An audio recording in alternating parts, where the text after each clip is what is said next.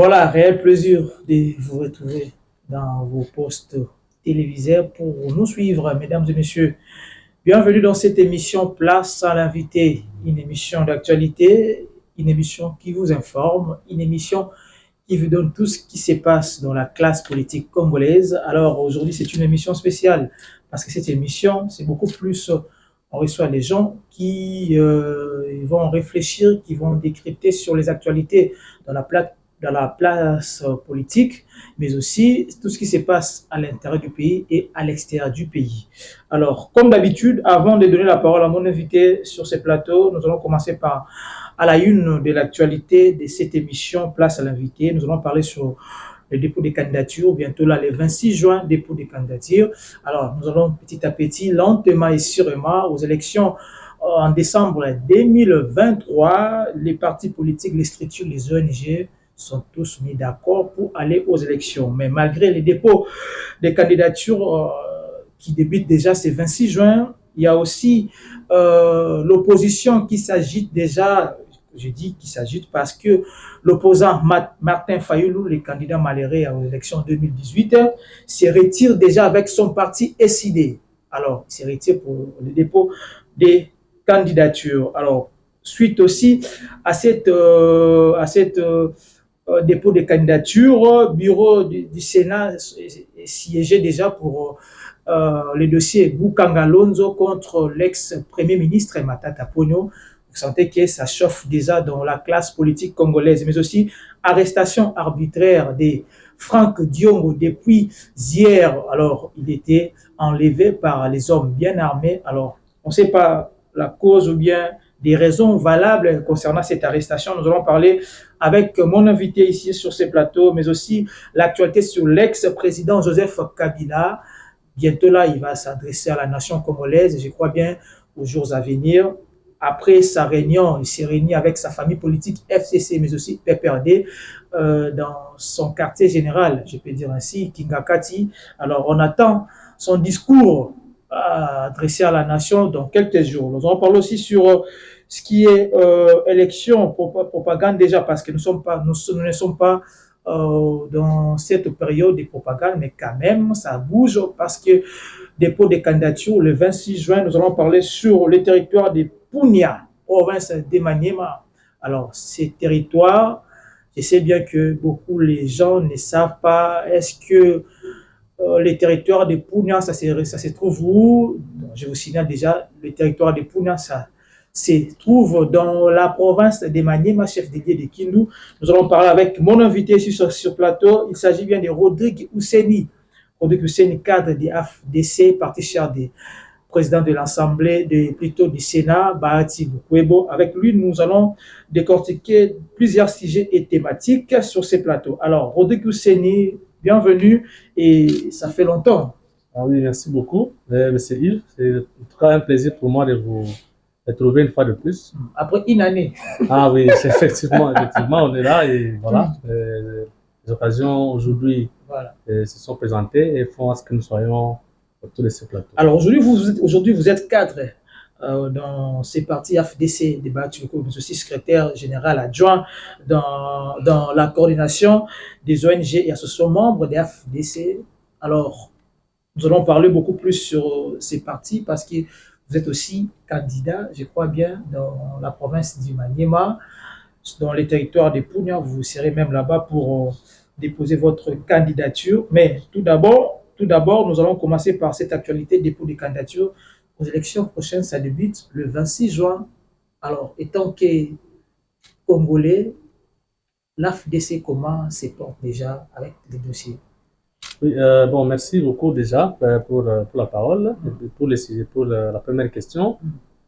Sans ignorer que l'AFDC est toujours bien comporté en période électorale, ce qui fait en sorte que nous ayons autant de députés sénateurs, et même de gouverneurs de province, de l'Assemblée provinciale et j'en passe. Cela fait suite à une certaine discipline, une certaine concentration, mais aussi à la clairvoyance de l'autorité morale et à la limpidicité n'est-ce pas, des projets de gouvernance ou des projets de société tels que présentés par les partis au niveau de la base, et qui attire, n'est-ce pas, l'attention des présidents congolais et à faire confiance exclusive au parti AFDC. Aujourd'hui, je tiens à vous signaler, comme tout le monde le sait d'ailleurs, que l'AFDC a un nombre impressionnant de députés nationaux et sénateurs, même au sein de l'Union sacrée. Nous sommes la première force politique en termes de nombre, en termes de représentants.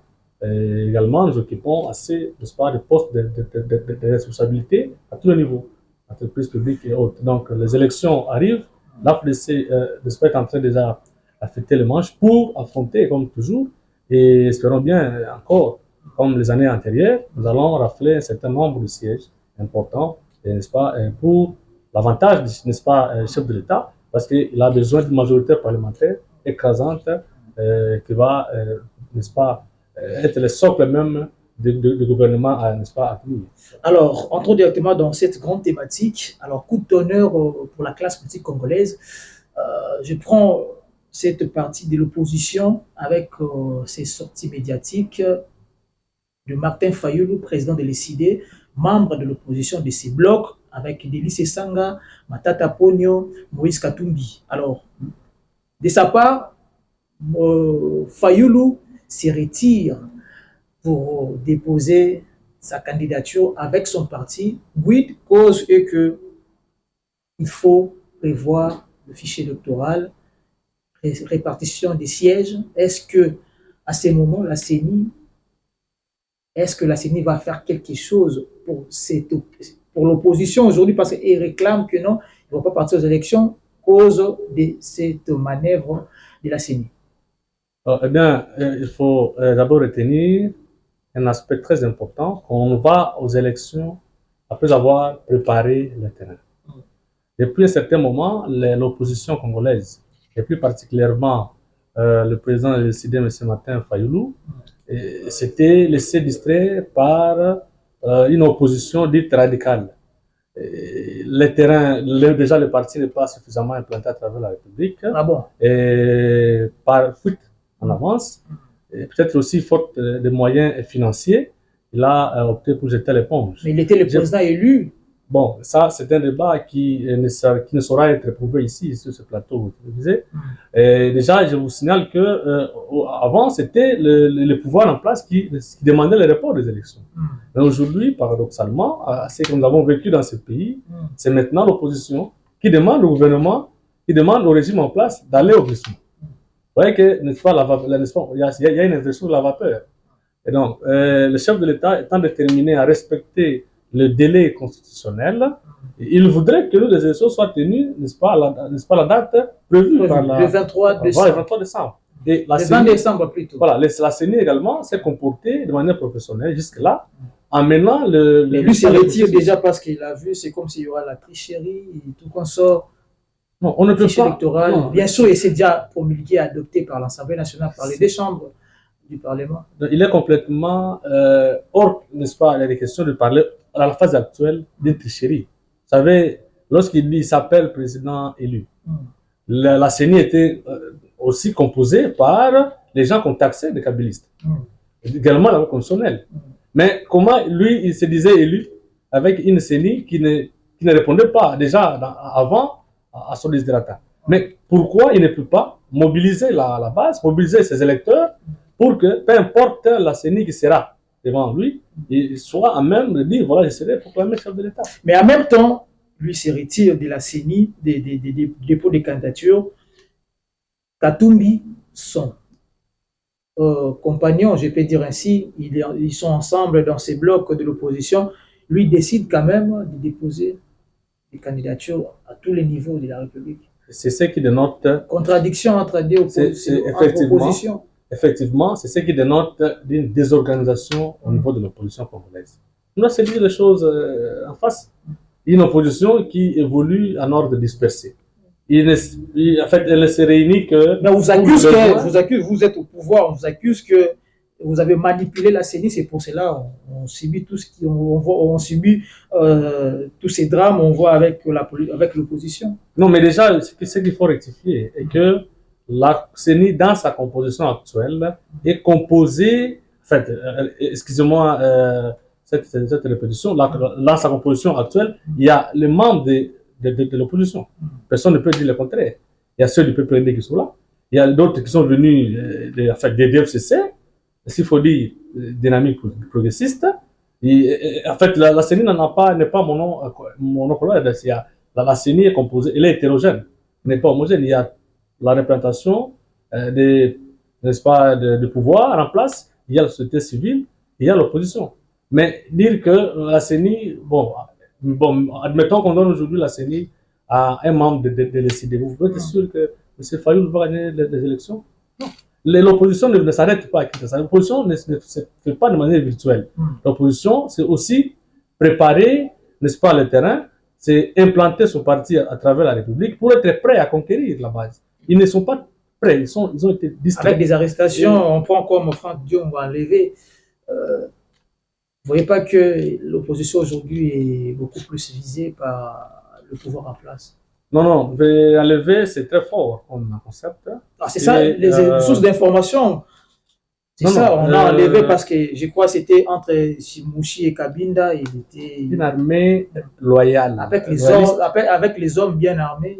L'armée républicaine, à travers les services, n'est-ce pas, le service de la DEMIAP, par exemple, et autres agissent en conformité avec la loi.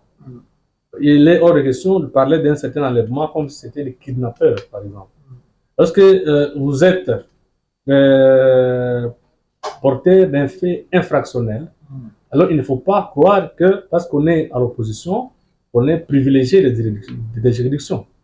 Les opposants, entre guillemets, ils se croient être les privilégiés des juridictions. Ils sont exempts de poursuites judiciaires, peu importe la forme que cela peut revêtir. D'abord, il faut également souligner que dans la plupart des cas, chez nous au pays, les opposants ne veulent pas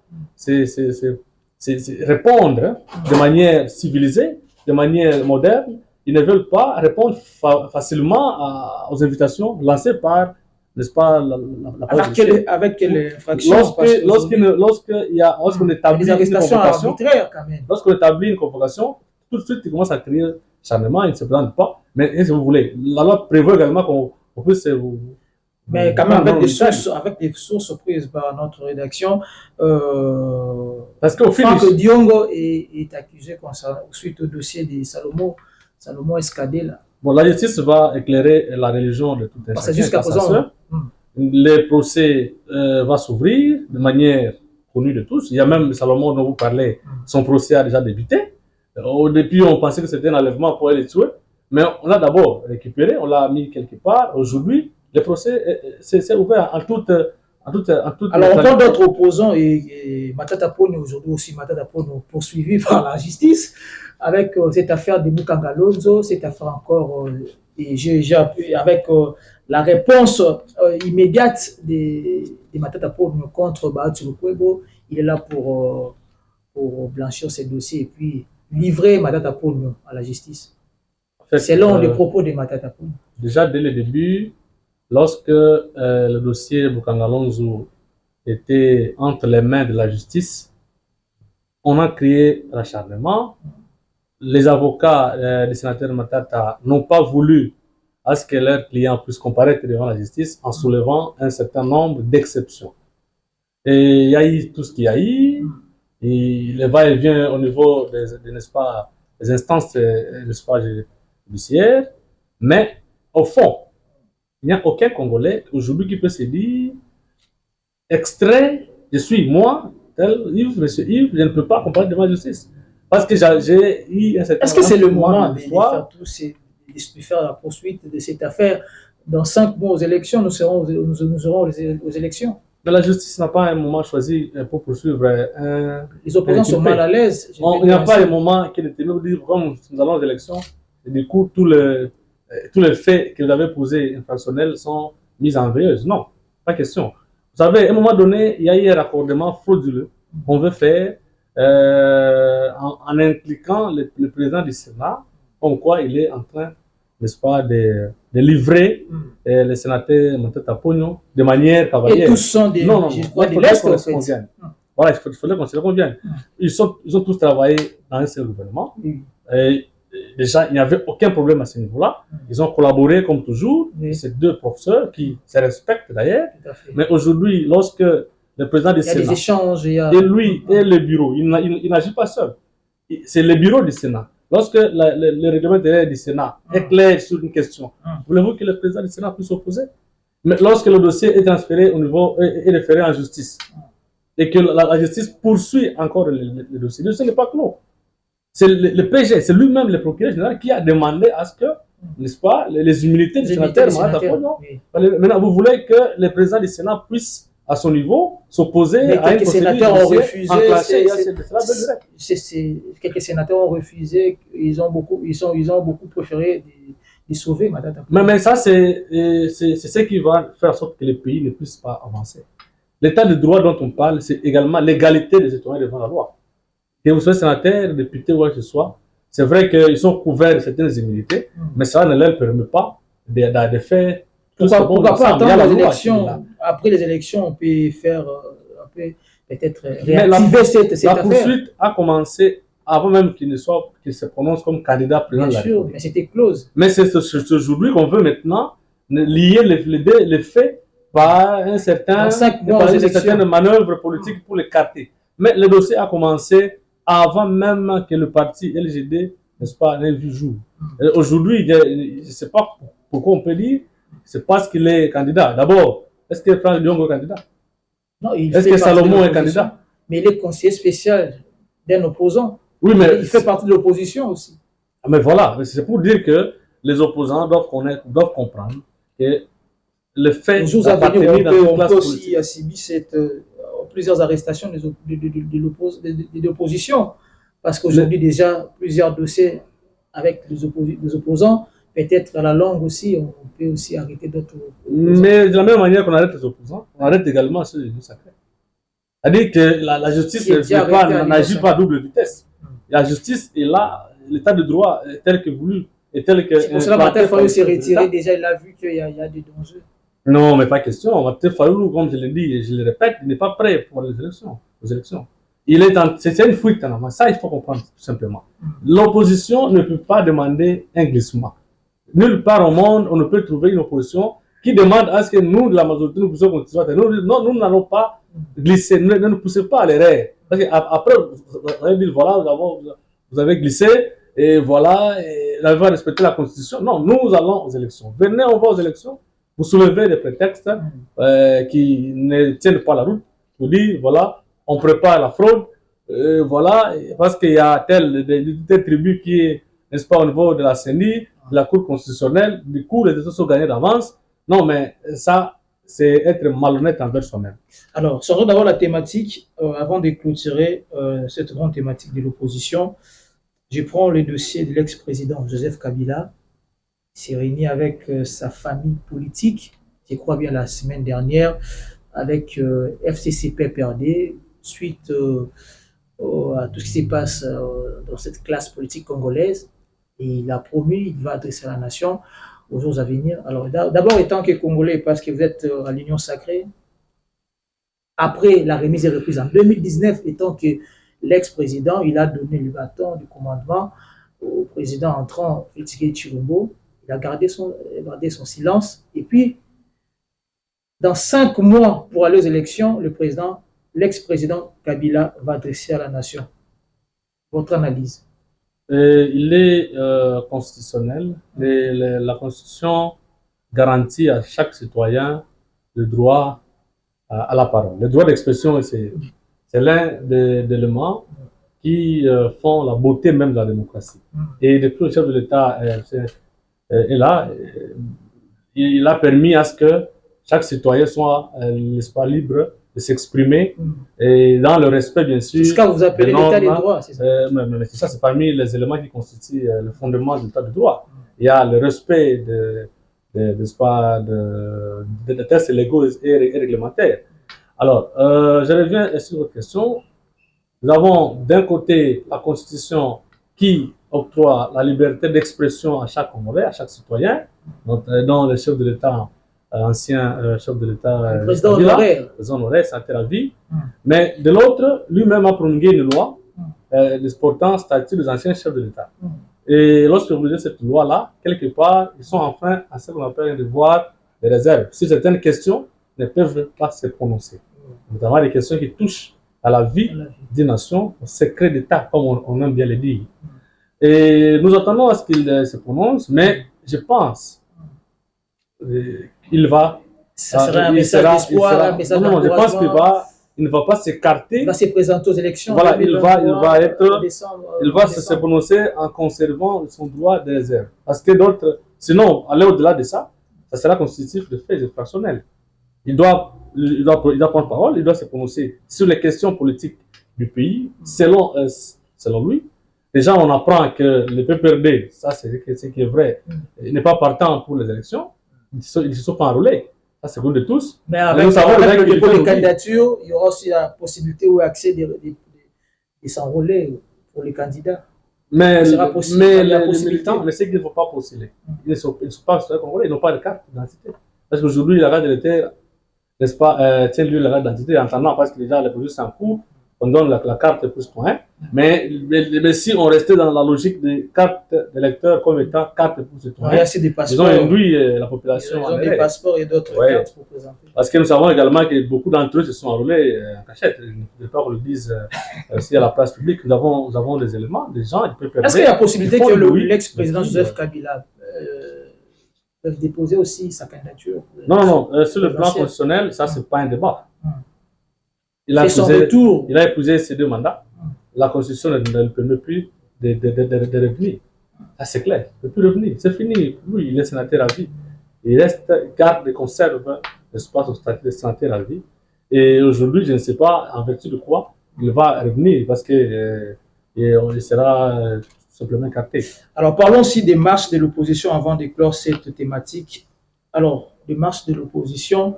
On a vu que le 20, il y a eu quand même marche, quand même quelques sabotages et puis arrestations de quelques opposants. Le 25, je crois, les 25 mai devant la CENI, les opposants ont marché. Quand même, il y a eu des interdictions pour accéder au siège de la CENI. Alors, ce 24 aussi, j'ai appris que cette marche est reportée pour le 25 juin suite au concert des activités Ferrigo là et tout consort.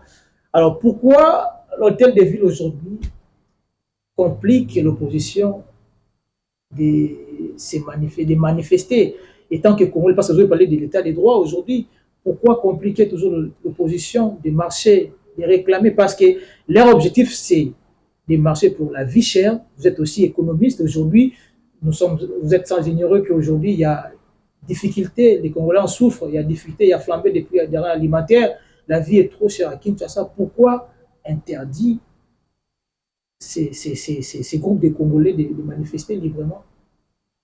Eh bien, je ne suis pas porte-parole du gouverneur. Non, bien sûr, mais tant qu'économiste aussi, parce que leur objectif, c'est par rapport aux vies chères. Ça va, je vais quand même répondre à votre souci. Vous savez, la Constitution déjà nous place le gouverneur de la ville dans un régime d'information. Lorsque les opposants veulent manifester, ils informent et il revient au gouverneur de prendre toutes les dispositions. Mais le gouverneur n'est pas un organisateur de cette plateforme. Oui, laisse-moi avancer.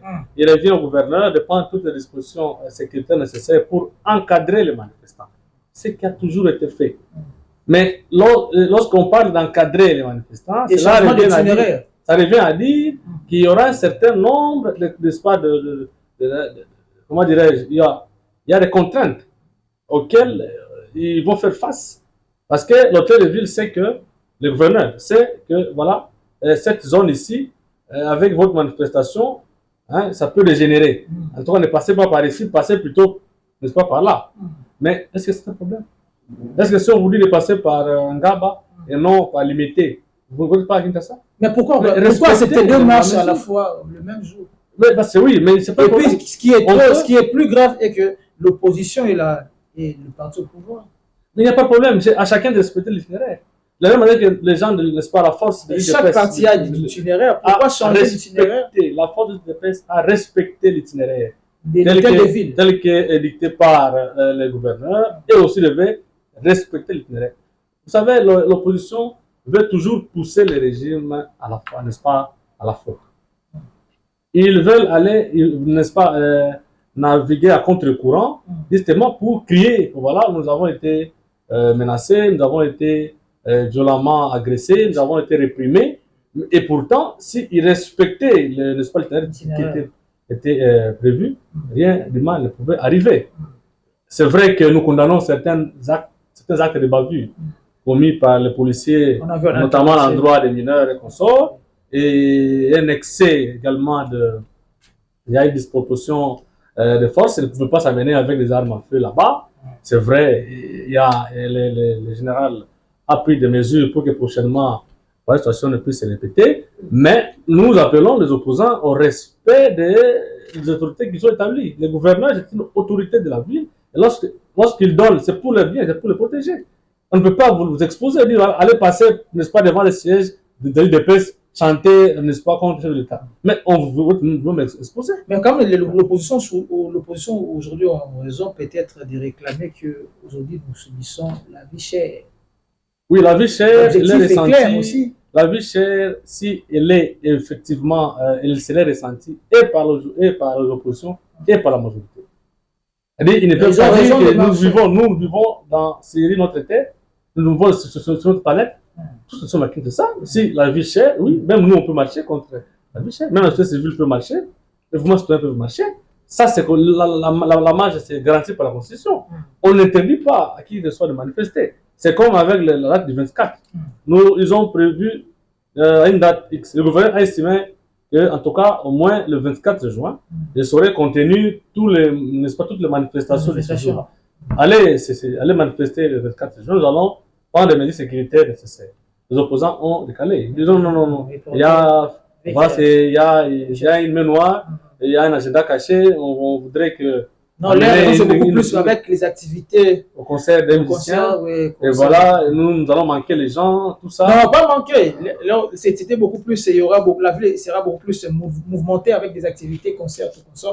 Vu que cette marche, c'est beaucoup plus, c'est le meeting en fait, ce n'est pas une marche, mais meeting, c'est beaucoup plus pour la nation. Il faut que tout Congolais soit peut-être calme, de suivre le message de l'opposition. Ah, mais ils sont libres de tenir leur meeting les jours qu'ils vont proposer. Et si le gouverneur estime que toutes les mesures sécuritaires sont prises, c'est un dimanche aussi. Il a les encadrer. Mais lorsque le gouverneur donne un avis et que vous voulez, est-ce que ça soit l'autorité établie qui peut suivre vos caprices, en tout cas. Maintenant, vous êtes aussi un économiste. J'en profite avec cette question. Vous êtes aussi un économiste congolais. Quelle analyse faites-vous quand vous voyez tous ces manœuvres ou bien ces difficultés de la population congolaise concernant les flambées des prix des denrées alimentaires, conditions de vie difficiles? Il y a aujourd'hui taux, je crois, c'était à 23, aujourd'hui 24. Alors, quelle analyse faites-vous concernant cette situation aujourd'hui? Il faut d'abord comprendre que la structure économique de notre pays et qui nous place dans une sorte de dépendance extérieure, ne nous met pas en situation, ne nous place pas devant, ne nous exempte pas, nous ne sommes pas à l'abri des chocs extérieurs. Tout est parti de là. Nous dépendons exclusivement, c'est une économie qui est extravertie, nous dépendons de l'extérieur, et lorsque, n'est-ce pas, il y a un problème à ce niveau-là, il faut en tout cas s'attendre à des retombées négatives chez nous. Et c'est pourquoi, dans la vision du chef de l'État, il y a la diversification de l'économie congolaise, et n'est-ce pas, qui est au centre de la préoccupation au sein du ministère de l'économie, piloté aujourd'hui par Séance Vital Kamerhe, lorsqu'il dit qu'on doit diversifier l'économie. Malgré les efforts, quand même, au long du jour, il y a des difficultés. Oui, écoutez, nous avons ici, vous devez comprendre que le taux d'échange ne se régule pas par un coup de bâton magique. Mais il a promis. C'est tout un processus. Déjà, nous sommes dans un régime d'échange flottant, où le comportement, n'est-ce pas, de taux d'échange est dicté par la loi de l'offre et de la demande. Le marché tel qu'il se présente aujourd'hui, sa structure est tournée vers l'extérieur. Nous importons plus qu'on exporte. Ce qui fait que nous amenons une part importante de devises à l'étranger. Conséquence, le dollar, il devient un peu rare ici. Les francs abondent le marché et du coup, les prix, la valeur des francs congolais baisse. C'est ce qu'on appelle la dépréciation des francs congolais face au dollar américain. La solution est simple. C'est la production. La promotion de l'exportation. Manque de Il production. passe par la production. On a vu comme la pénurie des farines de maïs. On ne peut pas produire aujourd'hui, commercialiser aujourd'hui et consommer aujourd'hui. Il y a tout un processus. Le ministre Camille nous a promis pour 5 à 6 mois pour... Non. Ça, peut-être que les gens ne l'ont pas bien farines de compris. maïs. Lui-même parle de la diversification de l'économie congolaise et qui ne peut pas se faire dans 6 mois. Ça, c'est de modifier la structure économique. Aujourd'hui, tout ce que nous pouvons, tout ce que le gouvernement est en train de faire, c'est la rationalisation des dépenses publiques. Parce que lorsque les dépenses publiques sont rationalisées, lorsque la qualité des dépenses publiques ne laisse pas à désirer, on peut, à l'interne, jouer sur le taux de change. Bon, vous savez, de l'autre côté, il y a la sécurité à l'Est, il y a les forces régionales qui sont venues, il faut également les payer toujours en devise. Et le chef de l'État est en train également d'effectuer les voyages pour la recherche des investisseurs et ouvrir les pays dans le monde. Il faut également cesser les coûts. Il faut comprendre que tout changement nécessite un coût. Et c'est ce qu'on est en train de payer aujourd'hui. Il doit voyager pour que l'ADC soit ouverte, n'est-ce pas, au monde. Et tout ça, il fallait s'attendre à ce que le coût, il part, c'est le dollar qui part également. Et certains dignitaires du régime qui investissent ailleurs également, ils importent les dollars. Donc déjà, au niveau de la qualité des dépenses publiques, hein, on n'est-ce pas, ça ne permet pas aussi, de manière conjoncturelle, n'est-ce pas, à juguler le problème de taux d'échange. Mais soyez rassurés que les efforts sont déjà consentis pour que d'ici là, tout soit, n'est-ce pas, revenu. Alors, tout ce que vous avez dit ici concernant la vie chère en démocratie, surtout en pleine capitale congolaise, alors, on peut dire aussi que pendant le premier mandat, c'est beaucoup plus des réparations, de voir comment on peut faire. Et puis le deuxième mandat, il y aura des assurances. Ah oui, effectivement, vous savez, lorsque la population donc le bilan est largement pas vraiment positif parce qu'il y a beaucoup de difficultés dans ces régimes, dans ces premiers mandats. Eh bien, il fallait s'attendre à ce que les mandats... Phénomène Koulouna. Il fallait s'attendre d'abord à ce que les trous creusés, n'est-ce pas, pendant plus de 50 ans, ne soient pas... Il faut s'attendre. Est-ce que tous ces trous-là, mais quand même, ne peuvent pas être comblés c'était en Ici, le chef de l'État est en train de planter le décor ou la base du développement. Nous sommes dans une situation de décollage. Et donc, il faut être patient.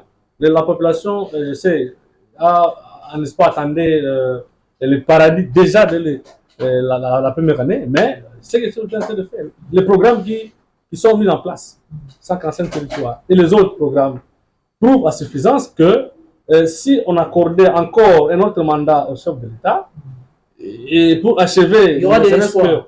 Mais l'espoir est là, il est permis d'espérer. Déjà que, bon, c'est pas de l'espoir parce que nous vivons le changement. Je parle de la vie quand même. La vie, oui, mais la vie. À 90%, la vie en souffre. Comment était la vie avant maintenant? Aujourd'hui, il y a l'amélioration. Aujourd'hui, vous n'allez pas dire qu'un papa qui ne savait pas amener son enfant à l'école. Vous n'allez pas dire qu'un papa qui ne savait pas amener son enfant à l'école parce qu'il manquait de moyens. On parle de la quantité, mais la qualité de l'enseignement. Non, mais écoutez. Il y a d'une part, on ne peut pas parler de la qualité s'il n'y a pas aussi quantité. Vous voulez parler de la qualité en restant à la maison? Cette gratuité, c'est beaucoup plus la quantité. Non, mais il faut d'abord commencer quelque part et améliorer par la suite. Et c'est ce qui est en train d'être fait. Alors, on ne peut pas faire les deux au même moment. En même temps, on veut d'abord les amener les enfants à étudier rapidement. En même temps, on améliore la qualité. Non, mais c'est progressif. C'est un processus. La qualité de l'éducation telle qu'elle est voulue par les ODD, n'est-ce pas, les ODD, c'est ça que nous sommes en train de faire maintenant. C'est-à-dire, à un moment donné, on amène d'abord les enfants. Est-ce qu'il y a amélioration? On étudie, on évalue la qualité, et voilà, progressivement, avec l'expérience du Maba, qui est le maillot jaune dans le secteur, il faut croire. Il faut croire que les choses vont s'améliorer. Et donc, tout passe par là. Il y a la couverture de santé universelle, il y a tout ça. Il y a pas mal de choses qui ont été exécutées. Il y a de l'autre côté, la fonction publique, les choses ont sensiblement bougé. Dans les parties des salaires pour les militaires. Voilà, les militaires, c'est juste. Les enseignants aussi. Les enseignants n'en parlons pas. Donc, le bilan, c'est. Il y a des enseignants qui vous suivent. Vous n'allez pas. Oui, mais c'est ça. L'augmentation. Même à l'issue, il y a déjà, même à l'issue, il y a une autre. Je vais vérifier. Il y a une autre part qu'on vient d'ajouter.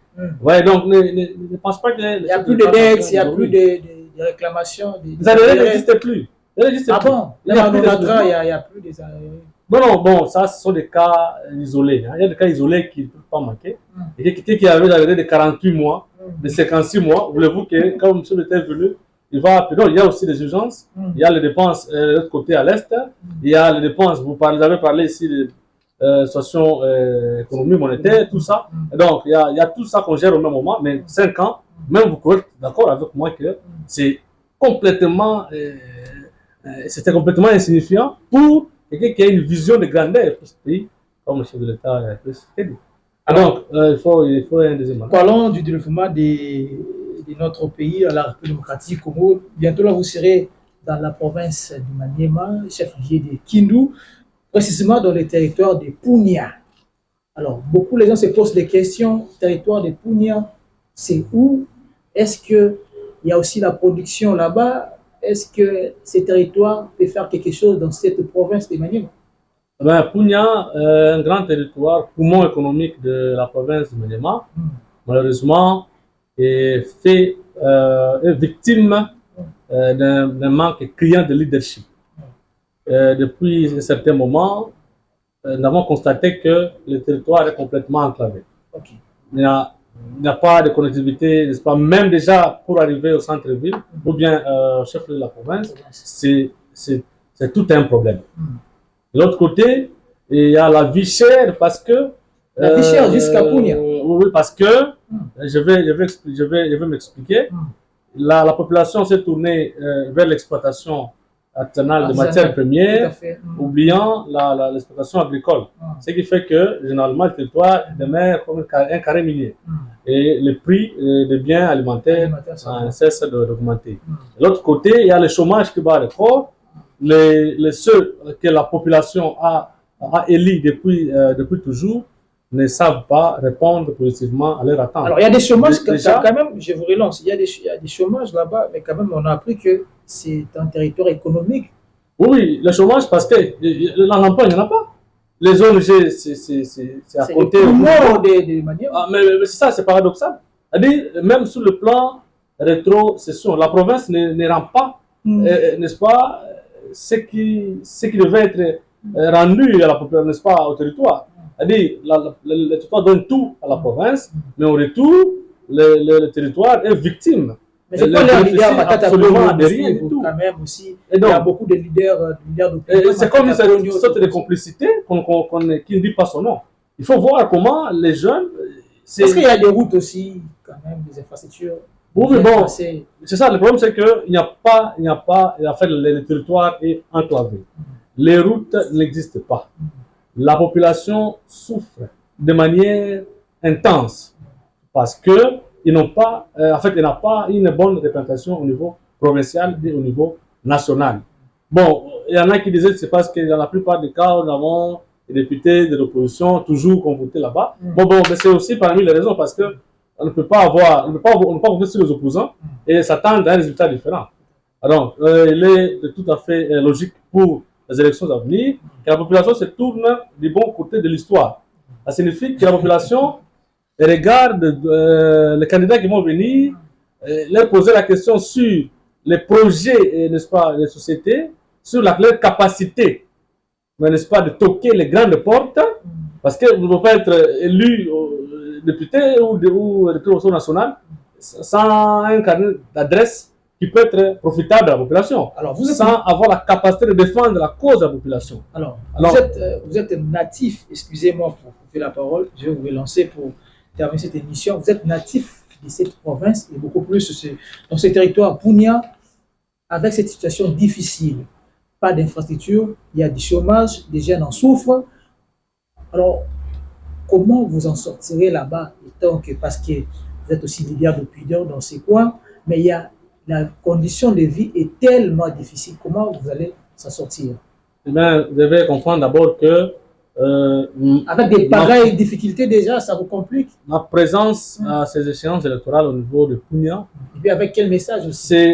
C'est la réponse à la demande devenue forte de la population. Moi, je ne peux pas aller à l'encontre de la demande de la population. La population a exprimé le vœu de me voir candidat député national pour représenter valablement, défendre leur cause. Et c'est comme ça que je sais la grandeur ou l'ampleur des tâches, n'est-ce pas, qui m'attendent. Et déjà, nous avons entrepris un certain nombre de démarches à ce niveau ici, même avant même des élections. Okay. Nous sommes déjà en train de plaider pour la cause de Punia.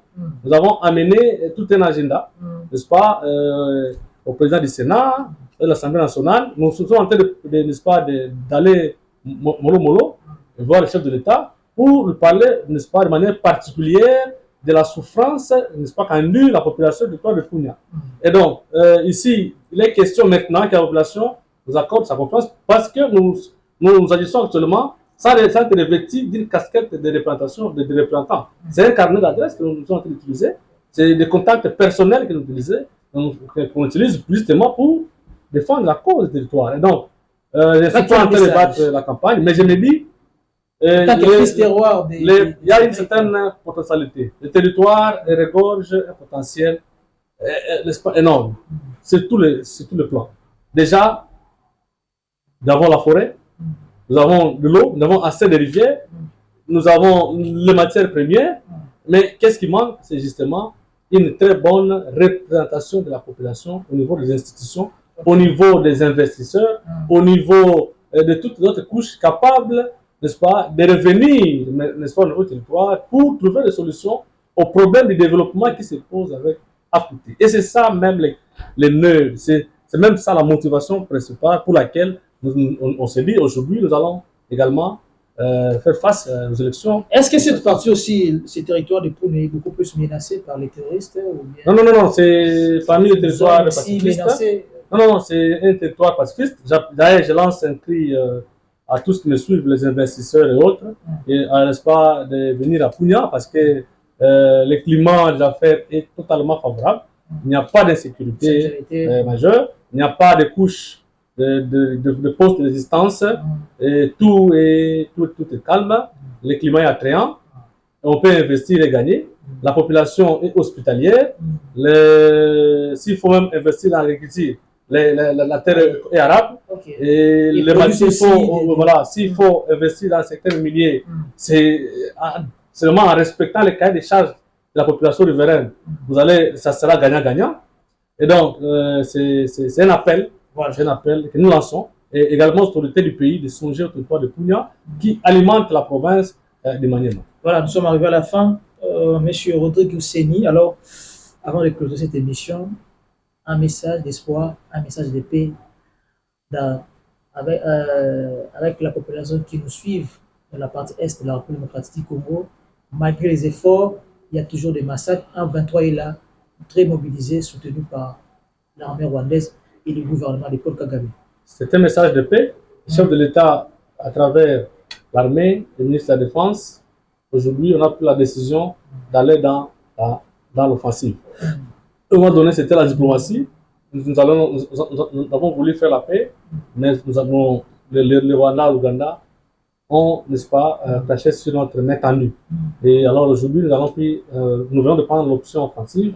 Et donc, après la causerie morale des chefs d'état-major, bien entendu, on doit être calme, parce qu'on doit être très calme, dénoncer tous les cas, ne pas se faire enrôler, ne pas se laisser manipuler par les forces négatives, et regarder le chef de l'État, n'est-ce pas, d'aller dans la même direction, et la paix va revenir le soir.